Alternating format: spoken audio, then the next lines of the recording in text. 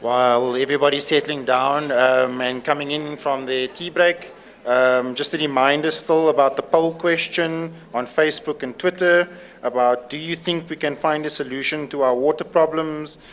Yes, with collective commitment. No way, it's a hopeless situation. It's not my problem. Please participate. We'd be very interested to hear your thoughts. We'll be starting soon, so if you can please make your way to your seat so that we may begin soon, please.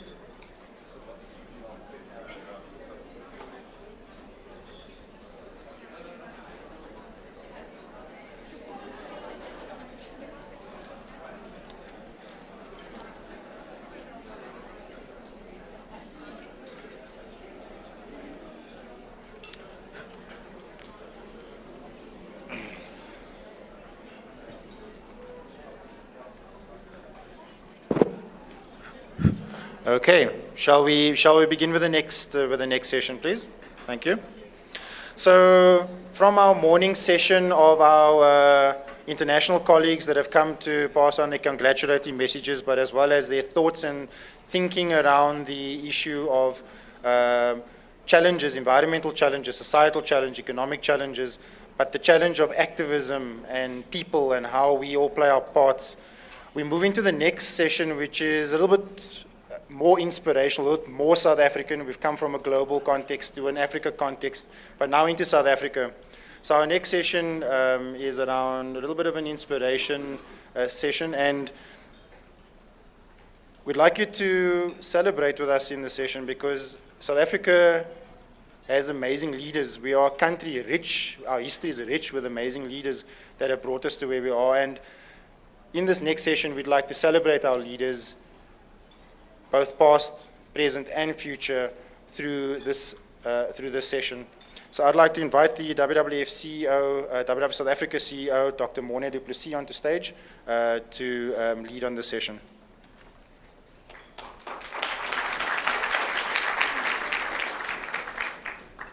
Good morning, and thank you very much.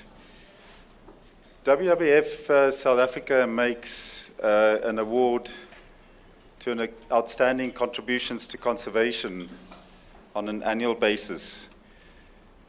Today's awards will be made to somebody who we would have wanted to reward with this award many years ago, but we thought that we would hold on to the 50th anniversary year to make it extra special. So the person, the name I will reveal and call on our board chair to assist in handing over the award. I will reveal the name towards the end, but it will become very obvious to many of you who our recipient is this year. Our recipient was unanimously awarded this by our board at its last board meeting. And also happens to be somebody who was not part of that meeting, but has had very close ties with WWF. So this award has not been taken lightly in that context, and only because it's this special. Our awardee comes from and grew up and went to school in KwaZulu-Natal. He then went outside of the country due to the politics and the opportunities to study, and he got a BSc in entomology and biology from the University of Zambia, on to do an MBA later on at the US International University in San Diego, California, lived abroad for much of his earlier career, but in particular had a very, very distinguished early career as a freedom fighter to achieve the freedom that the youth of South Africa and all of us as citizens in South Africa now enjoy. This struggle credentials did not stop there, because sometimes one could argue that some of the freedom that was fought for is not always delivered, and so our awardee still takes a very, very prominent role in standing up to be counted when it has to be done. He joined the United Nations in 1977, worked in Zambia, Kenya, and Ethiopia, so a true Pan-Africanist. Subsequently worked with the World University Service of Canada, at CARE International as country director in Ethiopia and Kenya. And then in the 90s, around 94, came to South Africa and is undisputedly one of the most significant and influential contributors to the post-1994 conservation sector in South Africa. He served as the CEO of SANParks for 6 years from 1997. And under his watch, the National Parks protected area estate expanded faster than ever before or ever since. He is credited with having transformed that organization into one that is broadly representative. He introduced a successful commercialization program because, as we say, conservation without money is conversation. He put an end to the controversial culling of elephants in the Kruger National Park, but of course, not just a knee-jerk reaction, but based on scientific principles, a big proponent of science in conservation. And in particular, also strengthened SANParks' approach to including the people around the very many national parks across South Africa. In 2003, he was awarded the prestigious Fred Packard Award, the highest honor given by the IUCN World Commission on Protected Areas, in recognition of some of the things that I've mentioned just before. Until recently, he served as chair of the board of the Isimangaliso Wetland Park Authority, which, as many of you know, is a 330,000 hectare protected area in KwaZulu-Natal, which also, of course, plays a very, very big role in the economic development of the communities who live in that region. He served, among other things, on the board of Peace Parks Foundation, which focuses on transboundary conservation across mainly Southern Africa. And since 2011, he served on the WWF South Africa board. I hasten to add that he was not part of the meeting that reached the conclusion that he's the recipient of this award. He chairs the WWF South Africa Board's Social Ethics and Transformation Committee. More recently, the Department of Environmental Affairs called him out of retirement to lead its, or to become its rhino conservation issue manager. That was in the lead up to a big meeting in Bangkok some years ago. And as an influential leader, he pulled together a very disparate group of people and opinions. He serves as the chairman of the Tourism Conservation Fund, which was launched in May 2018 this year. And he's also well known as the chairman of Corruption Watch, which is also an outspoken critic of public sector corruption and maladministration, and more recently has stood up among the stalwarts to call things the way they were. And for that, we're very proud to be associated with our recipient. He's also served many years as the chair of the Oliver and Adelaide Tambo Foundation. It's with this combination of unmatched conservation credentials, his unyielding commitment to good governance and ethical leadership, that I now call on our board chair, Vali Musa, to hand over the 2018 WWF Living Planet Award to Mavuso Msimang.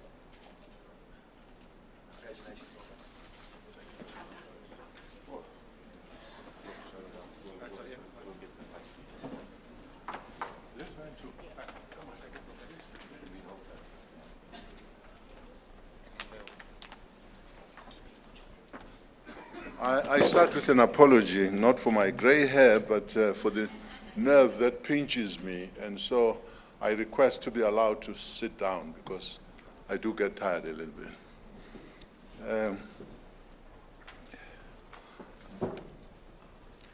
I'm not quite sure where to start. Thank you very much to the board for honoring me in this fashion. I really appreciate it. Had it not been for my knowledge that these are very sincere, straightforward people, I probably would have declined it because I didn't think I deserve it. My many commitments which were highlighted by Monet have seen me sometimes turn out a very checkered appearance in board meetings. But thank you all the same. Thanks very, very much. Vali, a little earlier, talking about the 4 principles in conservation, 4 pillars, mentioned that science is an important pillar of environmental management. You know, last week we had President Barack Obama come to deliver the 16th Mandela Lecture, and it was riveting. He said, among other things, how frustrating it was to have to engage with a person who thinks climate change doesn't happen. He didn't say that he was addressing this to, where's the man of the head of the United States today? Yeah, that man, Donald Trump. He didn't say he was referring to him, and I'm also not suggesting that he was referring to him. I also have the misfortune of being likened to somebody who I am not, namely Morgan Freeman. I would really like to tell you who I am, because I'm not that person. I was born 76 years ago in Georgetown, Edendale, 10 kilometers outside of Pietermaritzburg, eMgungundlovu. To teacher parents. My age mates and I were sent to school.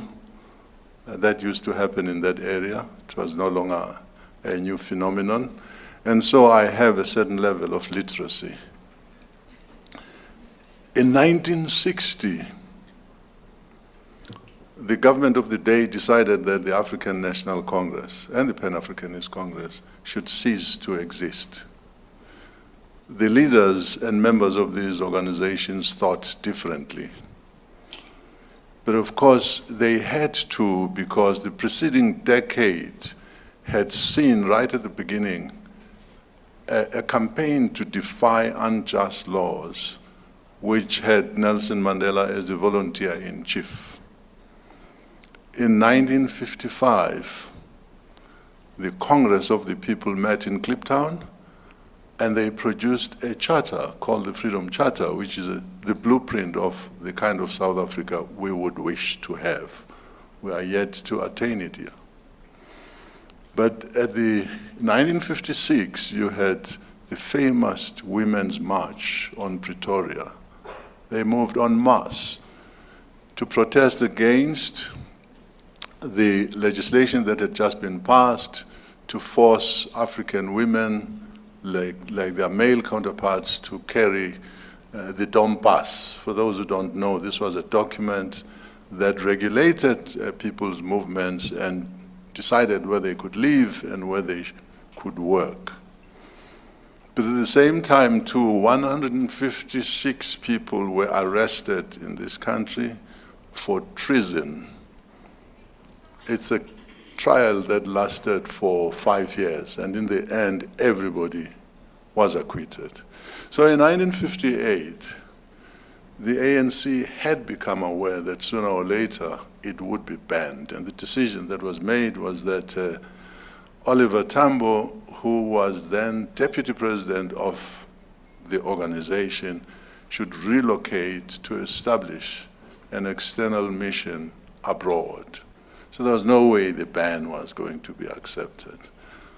I have it on the authority of none other than a highly respected veteran of the struggle, a stalwart, who is late now, Lalu Chiba Isu, that Umkhonto weSizwe was formed to return state violence with the people's violence, if you understand what that means. The state had been persistently violent against the people and their organizations to the point of banning them. And they thought, no, if we can't exist in this form, we might as well decide how best to react to the violence. I answered the call to arms, together with several score others. And by the end of 1964, I had finished my training in Moscow, Russia, in urban guerrilla warfare. We could blow up this hotel without you, of course, in the house. Because we were taught not to blow up people. I specialized in radio communication, and by 1964 I was in transit in Tanzania on my way to Lusaka, Zambia, where I set up a radio communication station. You know, these high-frequency things, if you know the post office, you do the Morse code and da-da-da-da-da, and so on. But also I was charged with doing some reconnaissance across the Zambezi River to see what was going on in Rhodesia, which is Zimbabwe. I'm not going to treat you to what happened during the encounters that took place in 1967 in Hwangwe National Reserve. Suffice, though, to say that Norman Smith, a lieutenant, and Timitia, who was a corporal and deputy leader of the platoon that attacked our group, both of them died, we say respectfully, fell in battle during that first encounter. There were more encounters, and as I said, I'm not going to take you through that. Suffice to say, I feel I owe it to the people who participated in that, in those battles, to commend them and say that mission was like the charge of the Light Brigade, which was led by Lord Cadogan during the Crimean War against the Russians, where into the Valley of Death marched the 600. Some of the gray hairs will understand who wrote that. They fought an honorable and very successful battle, but the project didn't quite succeed. My appointment to be the secretary to Oliver Tambo brought me into the presence of a most remarkable human being. Here was a man who was gifted with natural intelligence, who sailed through his academic studies as a first-class student, and whose studies at secondary, high school, all his studies were financed on merit bonuses.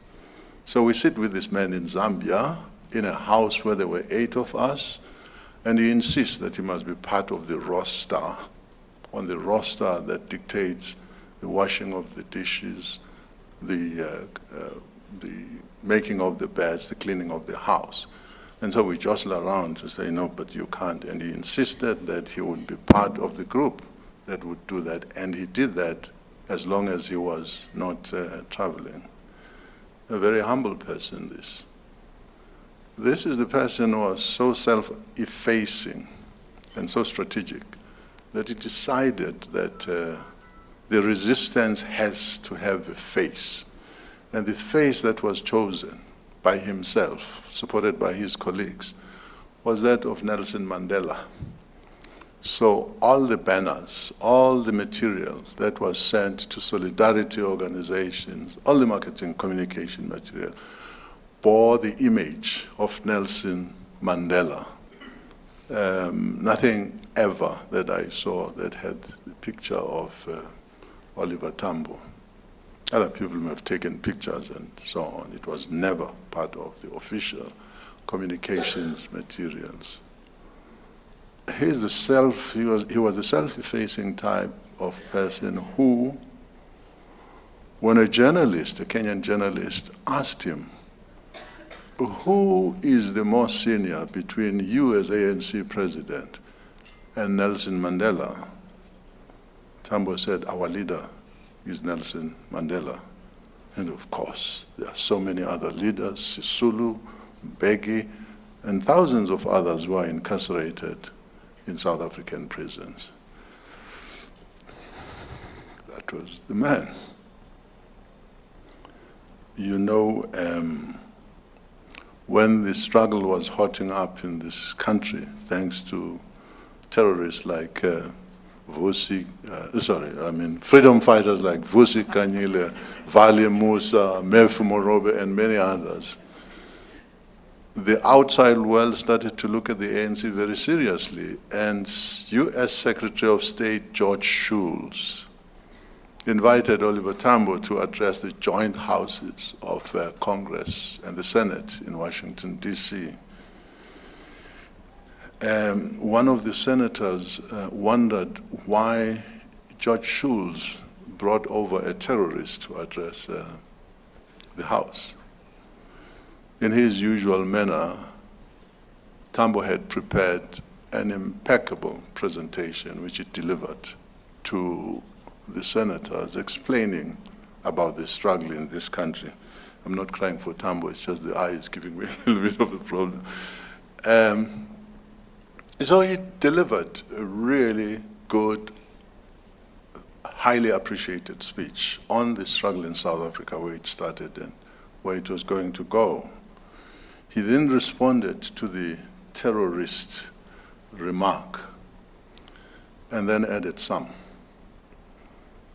He reminded the senators and congressmen sitting there that the war for independence from Britain, by American independence against Britain, from Britain, had been waged on the slogan of no taxation without representation.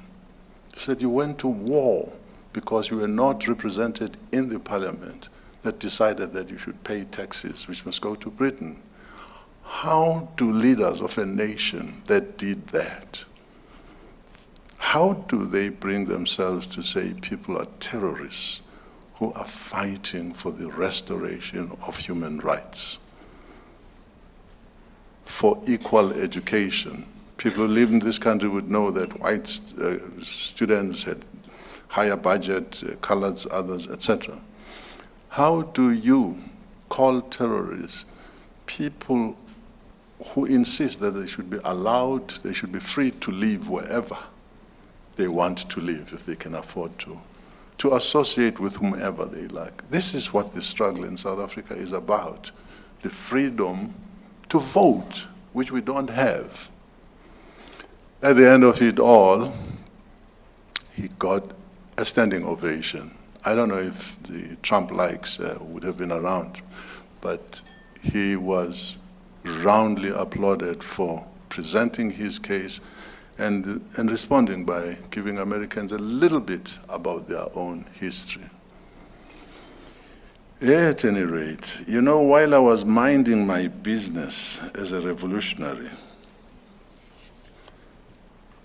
lying in ambush was some lady who came from Swaziland, and she had been sent to Zambia because she had been the highest performing student. It's a pity these things don't rub off on me.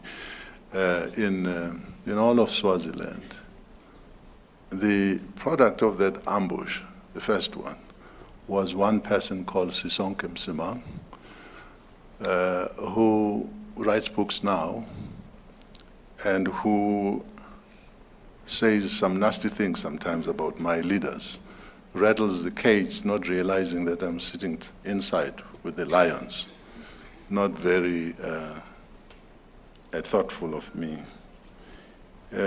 She's written a book which says, was it always another country? Because I don't have time to tell about these things, get that book. It will tell you about an aspect of what was happening in exile.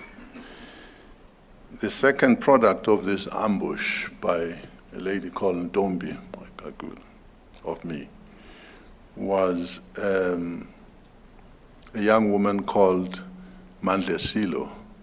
She's sitting across there. She got the brains that eluded me from O.R. Tambo because perhaps they share the same birthday, the 27th of October. The third product, Mone, WWF usually, almost always, is looking for funds. There is a person who, if you sent to a McKinsey company and asked for the interest that was supposed to have been given back to Eskom, ask Zengeziwe Msimang, sitting there. She works for DECO, and you only need to ask some of the corporates in this country how she has coaxed millions of rands out of them. So the third product was Zengeziwe Msimang.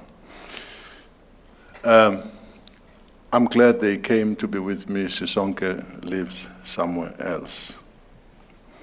I'm not going to talk about you, Tembi, newcomer, but Tembi looks after the speeches I draft and tell me how I should not lean too much forward towards the mic. And so I listen to my technical advisor. You know, the first encounter I had of a development project that was nature-friendly was in Kenya when the World University Service of Canada was supporting a rural development project in Kenya. And among them was an agroforestry project in which people on the shores of Lake Victoria, the Luo, were encouraged to raise, or fish. They built ponds, and there was an alien species, Casuarina, I think it's Australian, which was used and broken and dropped into the water. I think it fixes nitrogen. And it was amazing how people who are fish eaters and who were becoming starved and malnourished in some manner, the poorer ones, because the cost of food always is high for the poor. There was also a project that was for environmental education directed at school children, primary schools in most rural areas of Kenya. That too taught children about the importance of rivers, erosion, soil erosion, environmental degradation. It was really quite educational for me to be associated with something that was different from the things that I had been doing and the things that had to do with entomology, insects. I don't know why you bother insects when they're sitting nicely. This was the beginning of the opening of my eyes around this. So when eventually I came back to South Africa and was given responsibility of running South African national parks, the good people there, conservationists to the core, wondered why an alien species should be brought to sit at the top of the organization. You know, there was nothing racist about it, but those people are raised in the culture where you have to be steeped in conservation. Monet would qualify, have a PhD.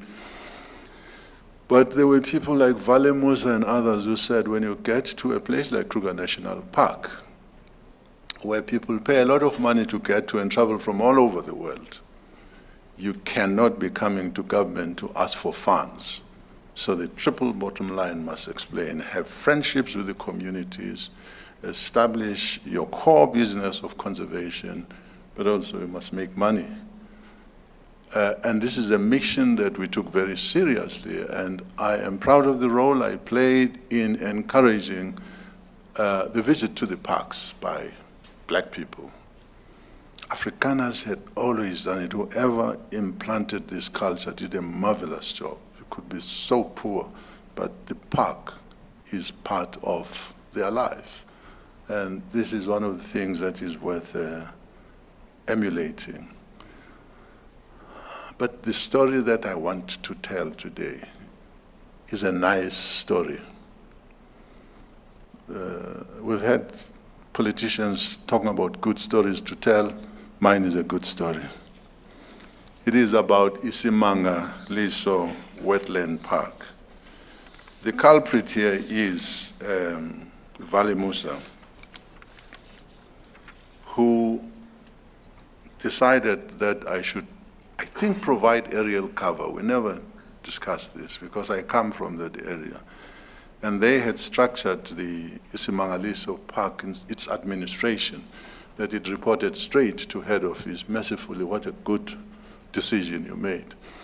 And the provincial authority was never quite sure how to relate to this thing. But let me just tell you in the next fewer than 10 minutes what was achieved by the park, Isimanga Liso.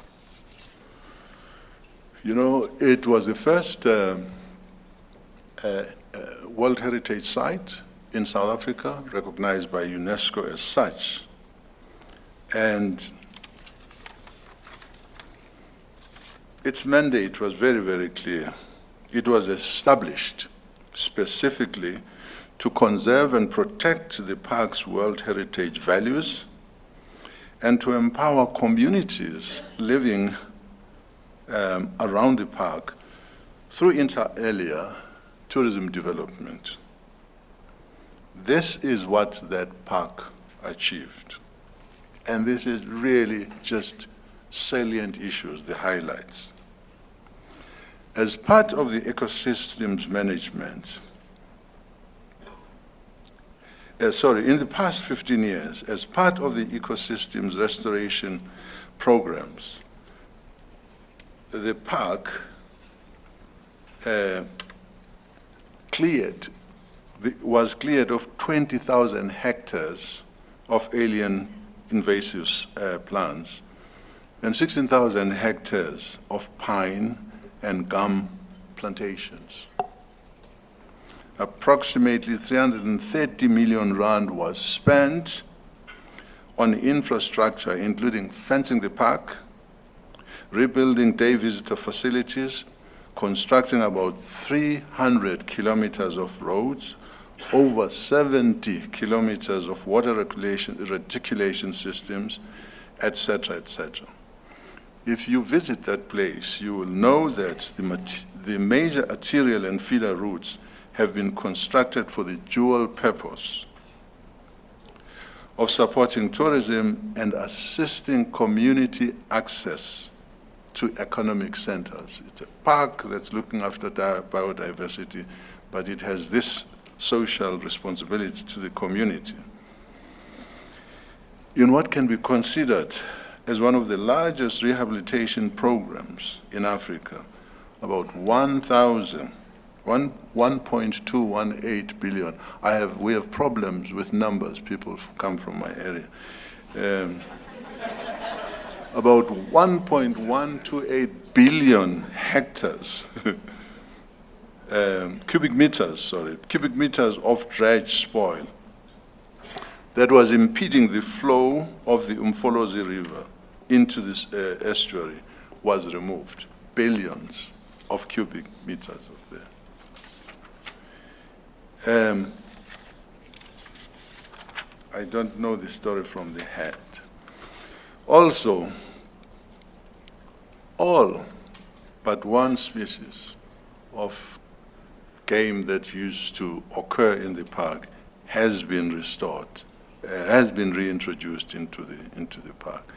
Now listen to this. These investments in the people and the economy of the region have resulted in an increase of 84% in the supply of tourism beds in the region, around the parks, during the years that the project has been in operation.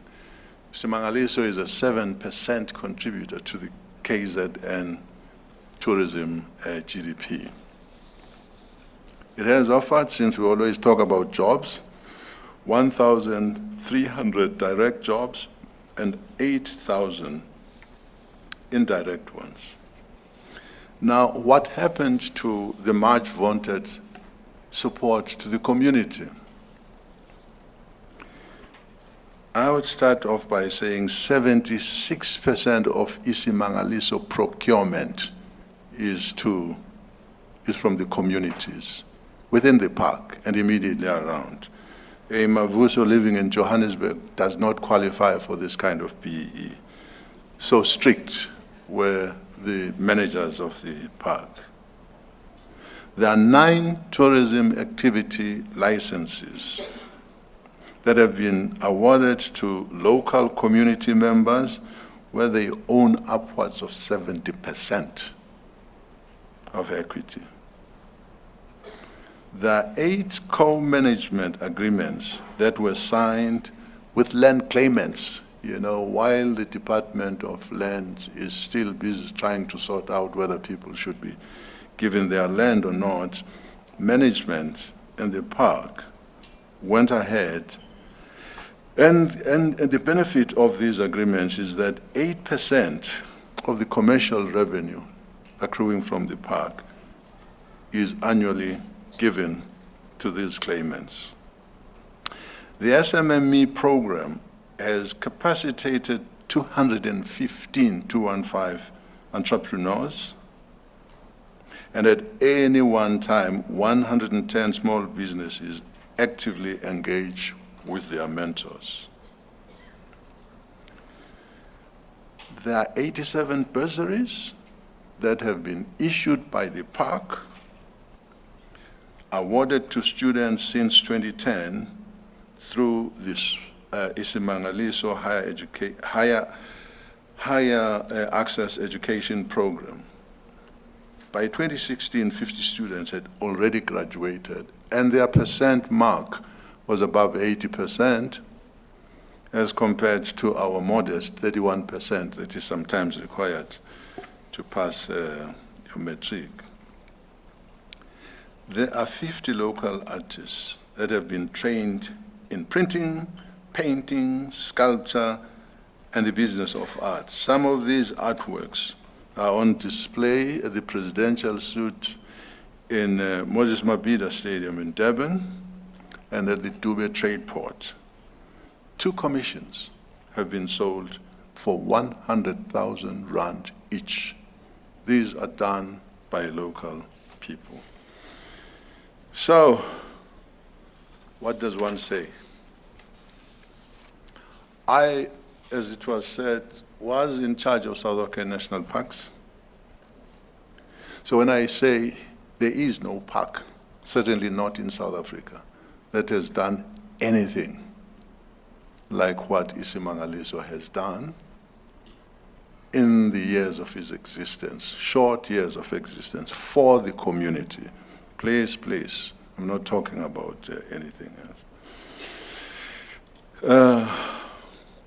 It's my intention, because the time doesn't permit me here, to actually document the achievements of Isimangaliso Wetland Park, which was run as an authority under the leadership of Vali Musa at one time, and others who came after him. Ladies and gentlemen, there is no one with a greater claim to this fairy tale success. No one has more claim to it than Terry Custis and Andrew Zalomis, and they are here today. Out of respect, a deep respect for these totally unsung heroes, I would like to dedicate the award that's been given to me to them. Thank you.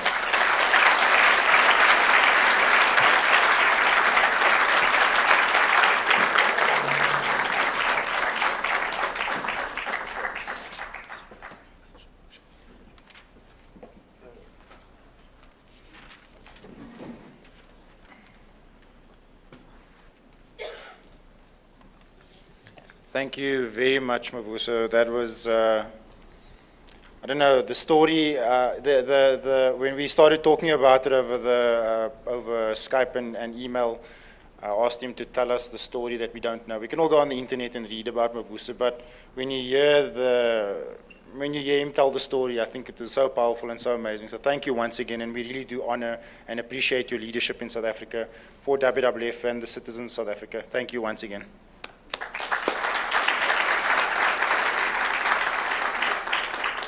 So just the rest of the program, so what we're going to do is we're going to do an introduction to the discussion part, after which we'll have another break, because that will then enter the last session, which I'll introduce after the break.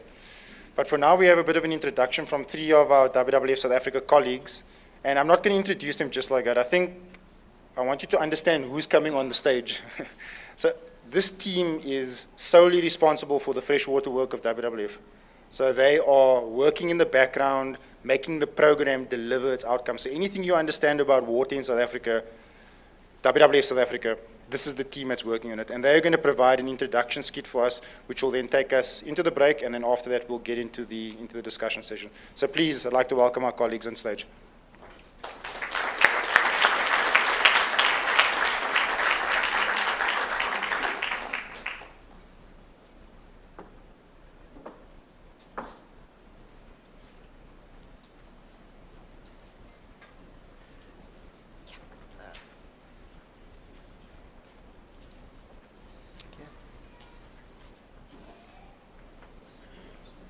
Am I on?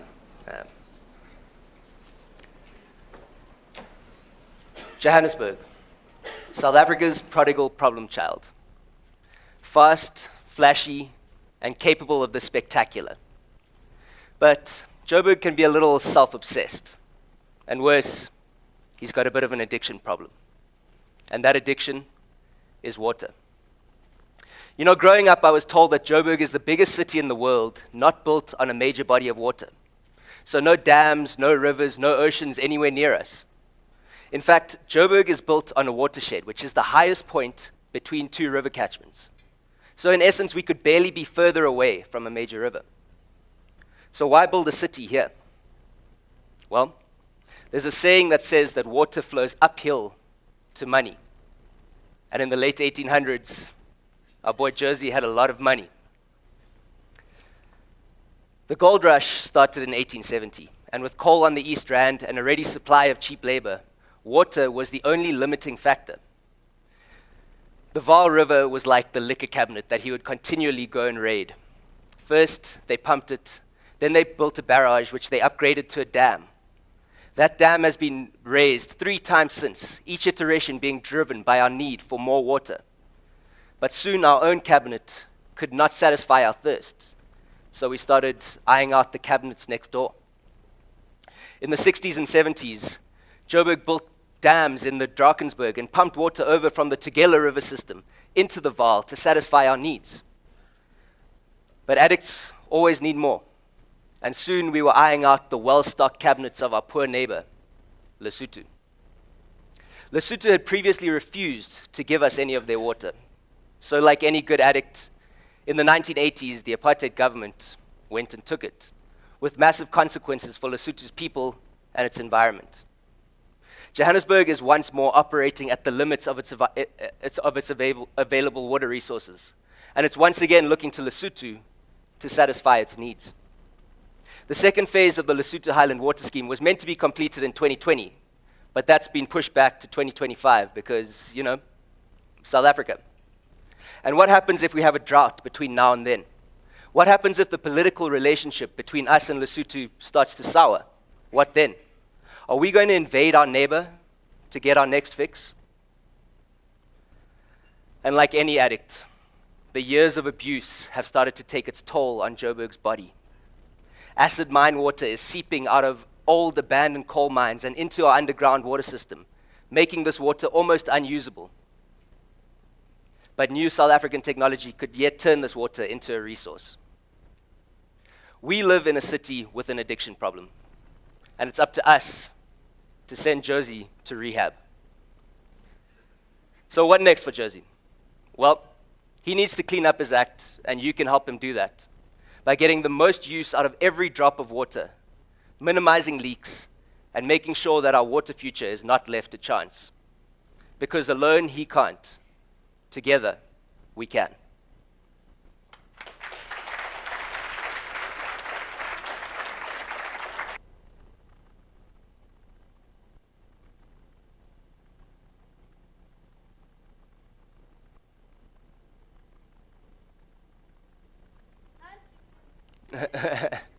Okay, you need to turn me off.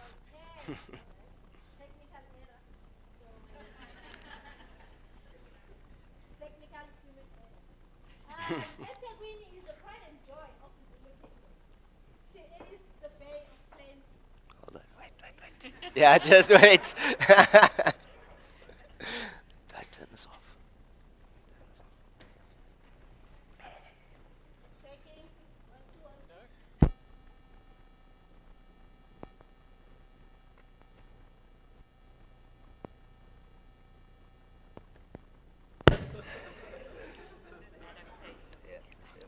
Resilience.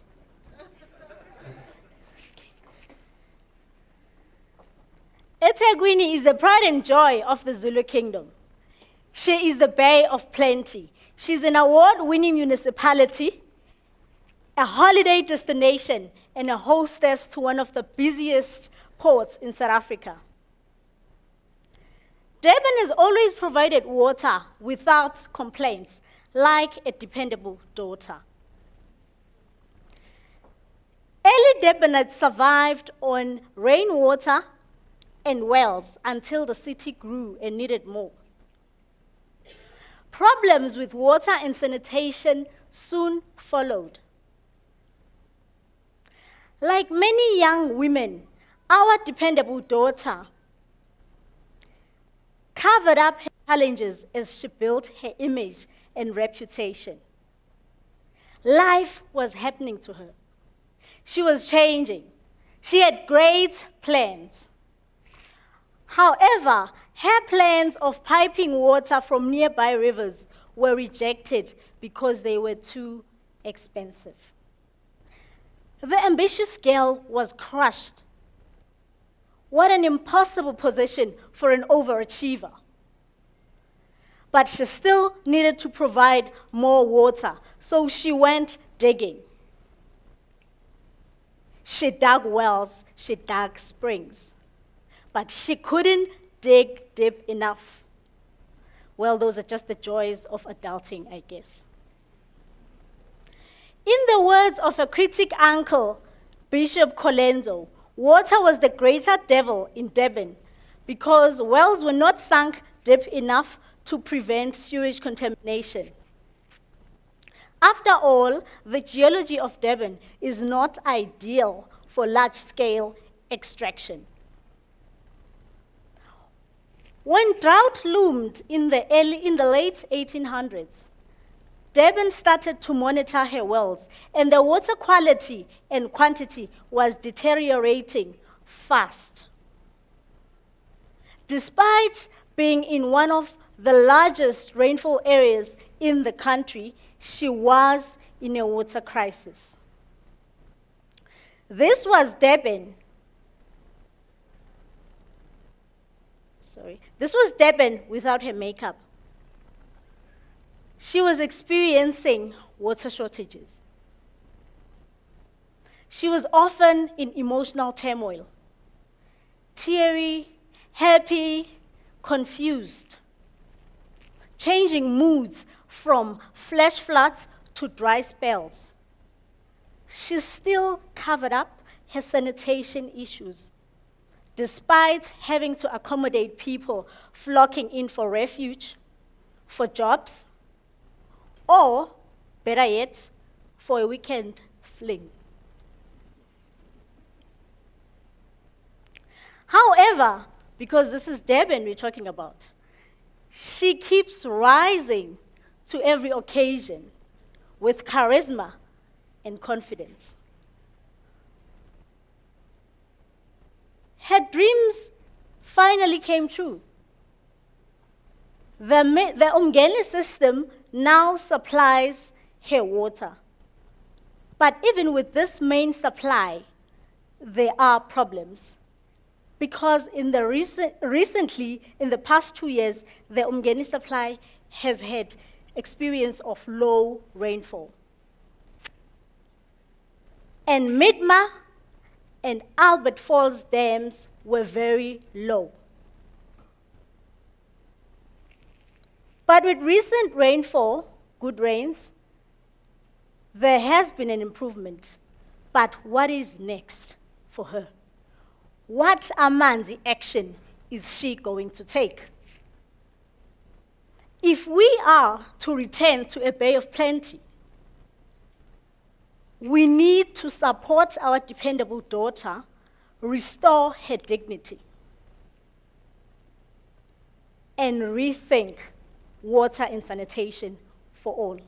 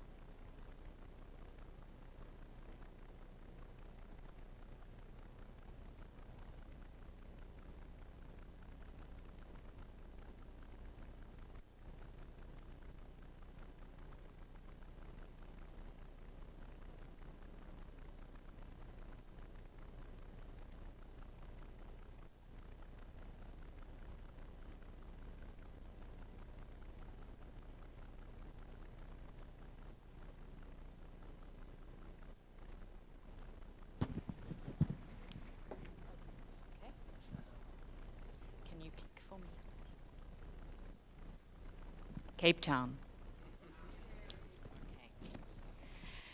Cape Town is our mother city, and with time has become our grandmother city, our Gogo. And Gogos need notes. As a very young settlement, she had the sweetest name, Camisa, the place of sweet waters. And these were the waters, the fountains of her youth that for centuries served hunters and sailors and settlers that came to the Cape. As Camisa grew into Cape Town, water continued to define her. In fact, water was the reason that she became a city. Over 90 years ago, 11 municipalities from Sea Point to Muizenberg had to unify to build the first major dam for Cape Town, the Steenbras Dam, 40 kilometers away, to meet her water needs. As our mother city continued to grow, more dams were needed to meet her water supplies. Theewaterskloof, Wemmershoek Dam, Voelvlei Dam, Berg River Dam, all tapping the surrounding water source areas and storing water for the long, dry, windy summers. Ugogo Camisa paid careful attention to trying to eke out the supplies from these dams, knowing that eventually more supplies, new dams couldn't keep up with the rising demand. She turned to fixing leaks and losses, looking after her pipes. She became careful and efficient, with an eye towards the lean years ahead. She became South Africa's most water-efficient city. But the warnings were still there. She would eventually need more water to satisfy this growing city. But water from where? And the future was more uncertain. Would climate change bring with it the possibility of more and severe droughts? Next. Now, this old lady is confronted with radical change, a new normal she has struggled to come to terms with. In times of crisis, she's looked for guidance, for new solutions, and the soothsayers have lined up with their miracle cures. Bring in an iceberg. Make water from air. Gogo, you need a Jojo, and another one, and a borehole, and another one, and another one. She suffered humiliation in her old age. The world has watched and held its breath as Cape Town nearly became the first major city to run out of water. But we didn't. Even Josie took pity and sent down plastic bottles of water for grandmother. Ugogo still frets and fears for the children of Cape Town. What would happen if her water system collapsed? And long before day zero and since, there are too many of the children of Cape Town who still go to bed every night without a decent shower. The future looks frightening, and it won't be like the good old days. Dams alone are not enough. Is Cape Town ready to change? Is she able to adapt? Has she prepared well enough and built some resilience? Is she prepared to do something radically new to cope with what's next? Thank you.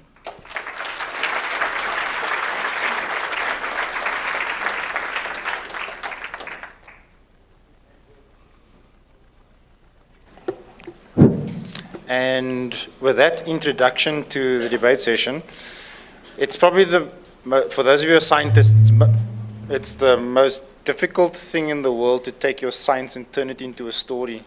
And I'd like to thank my colleagues for that. It takes a tremendous amount of effort to really grapple with a lot of the complexity they're dealing with in their programs of work, to be able to tell you a simple story that can leave behind this image of the gogo, the sister, the addict. So please take that into your tea time. We realized that there were some issues with the tea queue, the coffee queues, so if you can please not have conversations too long in those queues, if you can just move through them quickly. We'll have another break and then we'll get into our final session for the day. Thank you.